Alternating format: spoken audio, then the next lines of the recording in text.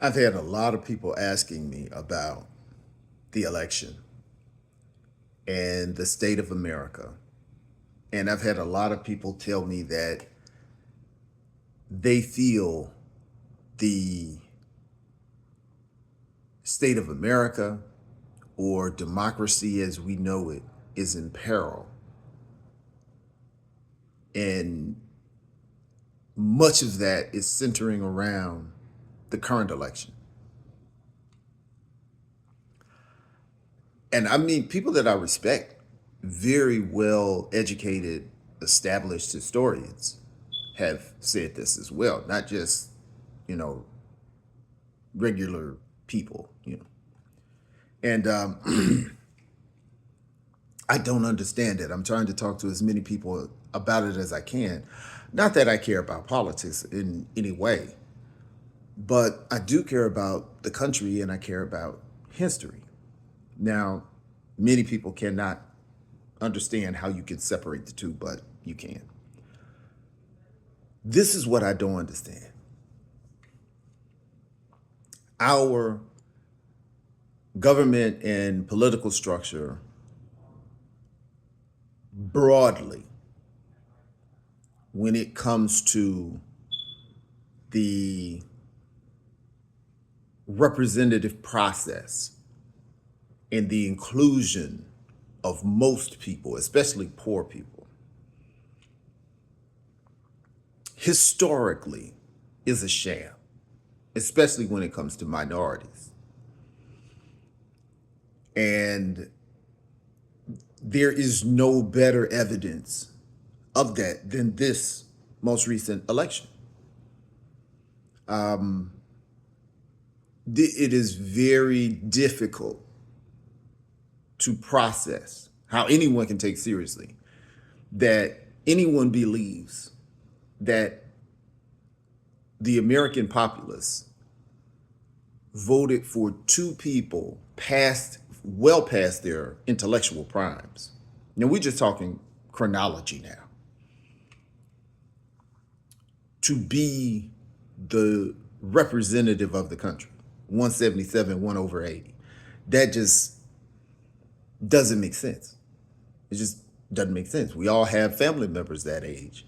And that's when people are slowing down. That's when their mental acuity is slowing down. That's when their physical ability is slowing down. So it's completely unrealistic that the American people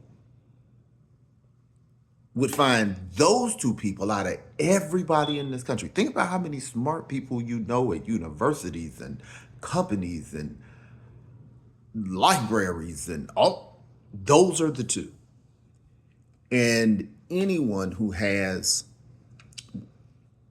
a medical background in geriatrics can see one of those two people was in the first or second stages of dementia. This is not playing the dozens. I don't have a political axe to grind with anybody, but I'm talking about what you're looking at. And the other person at 77 had received multiple felonies the same year he was campaigning. Now, that's just not aligned with our culture. You can't get a job if you have felonies, especially recent, within months. If that's the number one job. So, okay, fine. Everybody is voting for these very old, troubled in different ways men. Then one steps down. And then a person who nobody said anything about having a desire to be president. It's not like they didn't know who she was because she was vice president. Now all of a sudden she's the greatest thing in the world. Like, she was there all the time. No one said we would rather have her than Joe Biden. Nobody. And Americans are just going along with this. Like, oh yeah, this is normal. But that's not the biggest part. I mean, just the idiocy in the blind faith and following in the groupthink associated with American politics. But people saying or believing that either side is going to end America. Now, that I need some information on. This is a country that's been through slavery, Native American genocide, stealing of Mexican land, barbarism, mass sexual assault, mass pedophilia,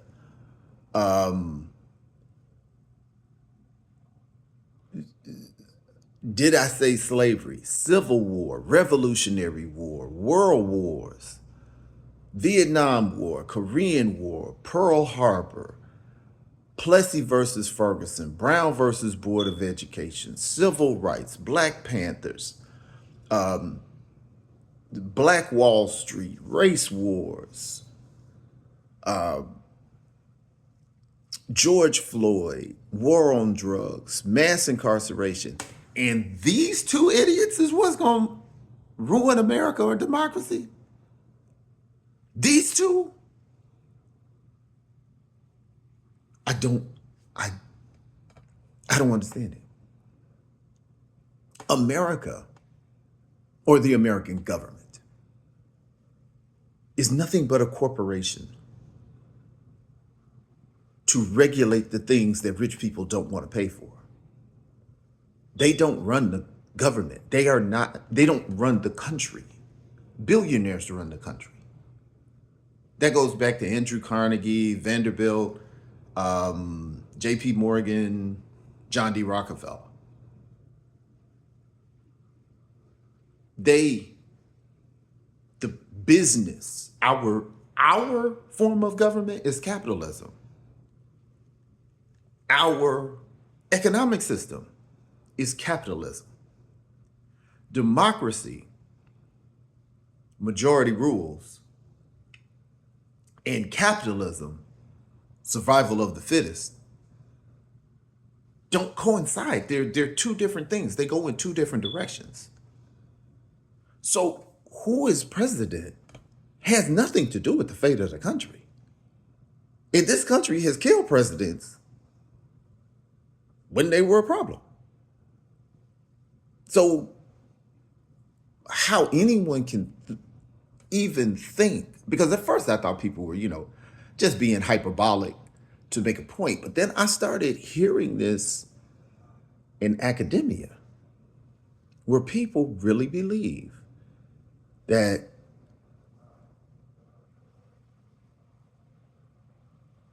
America is being threatened by who is in the Oval Office.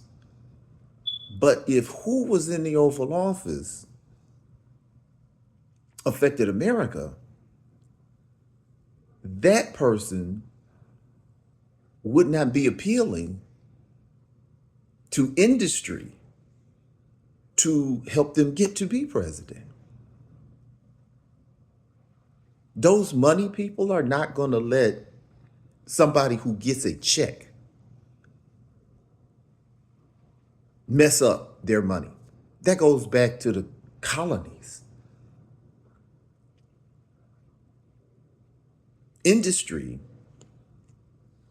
will always survive. And industry is what America is. Be it slavery, be it tobacco, be it rice, be it cotton, be it sugar. The dollar, land, things is what America is, not its people. America has never cared about its people. Civil War, Revolutionary War, mass incarceration, war on drugs, Plessy versus Ferguson, all of the Native American legislation. Women had no rights until 1920. So America has never cared about his people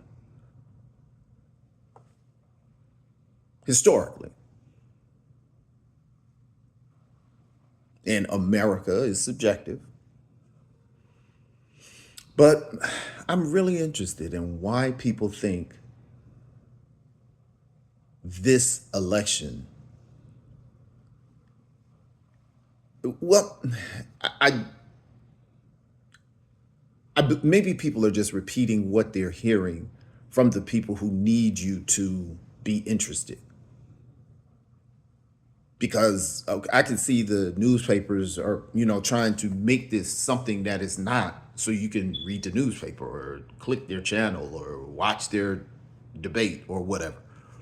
And perhaps people are just repeating it. But like I said, some people who I really respect are sharing that idea. And for those that are white that have shared that with me, I think it's kind of like what Malcolm X said.